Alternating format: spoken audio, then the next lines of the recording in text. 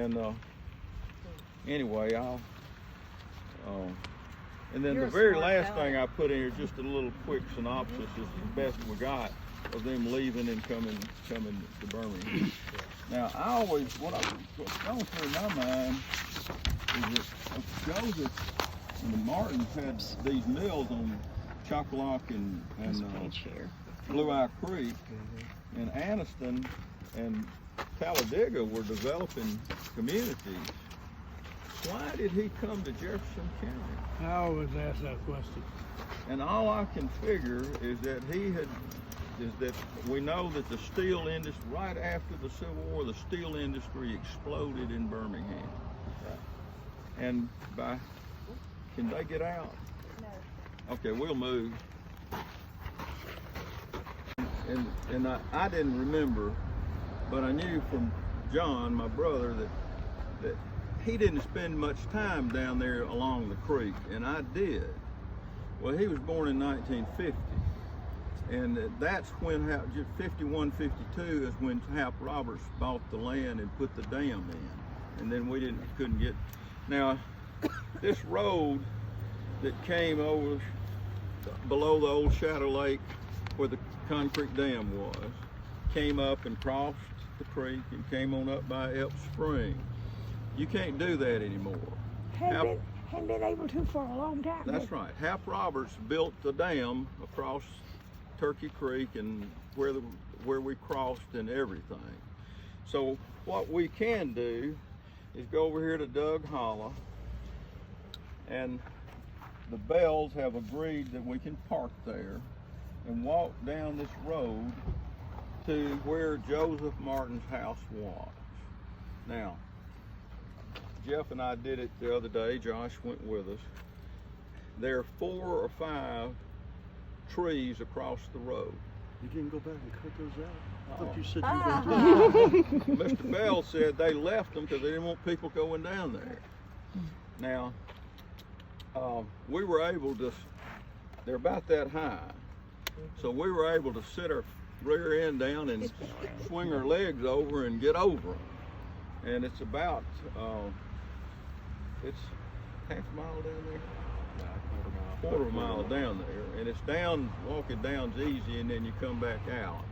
So, you know, we can take our time, we can walk as slow as we want to, and if we get down to some of the logs and some of you feel like you don't want to go anymore, you can just sit on the log or walk back. That's it. I'll show you the pictures later. But when we got on down here, about where Elliot had told me I thought the house was, the first thing we saw was English ivy.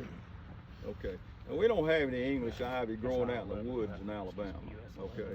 And then we looked over, and Josh and some of them found, and there's a stacked stone wall, okay? And then Jeff says, hey, there's a power pole, okay? So there wasn't one house down there, and Joseph Martin didn't have power, but that house was there for many years afterwards, okay? And so at some point in time, they ran a power line down there. It's not hot now. And that's the only power line, so we are very confident. And then if I went back and looked on a desktop at the aerial photographs, that section all in there behind the house is clear. Is it? And so they had a cow and they farmed too. So we're real confident that that's where the house is.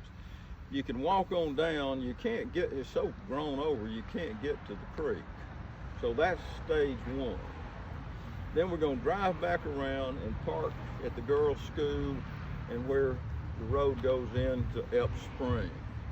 And Jeff found, I knew where Elk Spring was, and there was a glade that was opened up that people picnicked and went down there, and a lot of people came from miles around to get their drinking water. See, people had wells and cisterns and all kind of things, but it wasn't safe water.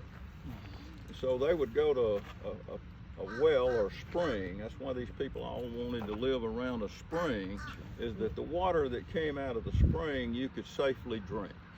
The other water all had to be boiled or something done with it. So Elk Spring during our time, and I was told at one point that Mac Martin owned the Elk Spring and deeded it to the county as a public access. But anyway, Mother told me that. And but what they've done when they built that Summerby, I said, I wonder, did they just cover over the spring or what took place? We found a 48-inch pipe that goes up under the fill, and out of it is flowing the spring. So they piped the spring. And so we kind of found. And then Either that or it's the cleanest ditch water you've ever seen. yeah, running Out of nowhere. Yeah, running with no So Right. we should collect No some and get visible it tested source. and see what minerals are. If Shadow Lake was not there, see, we could just park in one spot and walk on it. Right. But we can't. Yeah. We have to go one way and then come back and go in the other. And it's not a bad walk, about a half a mile down there. And Stretch of the lake. if you look on the aerial photographs that's 1940, you can see the cleaned off place. You see where the ford is in the creek, and you see the cleaned off place just on the north side of Turkey Creek. And that's where we would cross, and Mother say the mill was right up there. Then you can see when Hap Roberts built the lake, he built it downstream from the mill and covered up the mill site. Okay, but we can see a point on the mountain where it comes out that was where the mill was. So we can. It's very exciting. So there's no mill there. There's no mill, but right Okay. there's where it used to. So be. there's just the water. So don't go out there expecting to see a Yeah. mill because it's not Yeah. there. And then when we finish there, those that can, want to, and all, we're going to drive up to the Mac Martin house.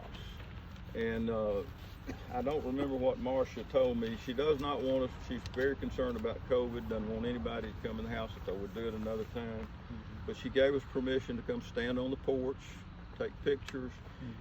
And when you stand there and you look, you can see George Brook, which is where you grew up, and you can get a view of what Mac Martin and that group look, how things look. Time for a bathroom break before we. Okay, that's up to Jim. Yeah, we can take a bathroom break. I just don't know where they're. Yeah, I think they're right straight van looks down right in there. that little house. They may have them. You see the But- building down there? Yeah. Go in that little cutout right there, and there's restaurants right there. My anyway, my brother-in-law's father-in-law, Floyd Smith in Aniana, was he was in the insurance business, and then he went into the kind of the antique business, and he bought the Remlap school and moved it to his house and used it, and it has now been, he gave it to the county. It's at Palisades Park up there in Aniana. Okay. Well, when I moved to Aniana, and I didn't understand the connections at the time, but Sudie Cowden Hicks, who was teaching school at Remlap, she would read on Saturday morning, and her Hang on, I'm gonna go back and get some more. I've got some in the car. What? and Miss M would read to the kids Where? on the Aniana radio station every Saturday morning, kind of like the kids do TV. And Miss M would read stories to the children. She sent this by Floyd Smith to me and said, this was made, now see, I didn't even know her. Okay.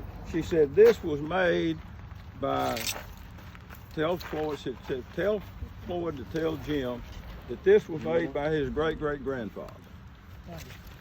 What is it? So Let it go. I've had it all that time. I don't know that to be true, but I know that Sudie Cowden Hicks sent it by Floyd Smith to me. Okay. Then when Floyd was getting older, he called me one day, said, need to come get some stuff. He said, this is another one of the pokers that your great-grandfather had. He didn't say he made it. He just said he had it. And then he told me, that Sudie told him to tell me that this was owned by Joseph Martin. What does that say? And What does it say on there, Jim? this is a waffle maker. Oh, cool. Okay. What does it say right here? Chatham? Chatham, and I don't know any of that to be true or anything about it, but it made pretty good sense to me. But she said this was owned by him. That's unusual. Never seen She that. said Still with the fire plug. this was Mr. Martin, but then they told me, and I don't know the term whether they said it right or not, but she said he made this one. So I don't know.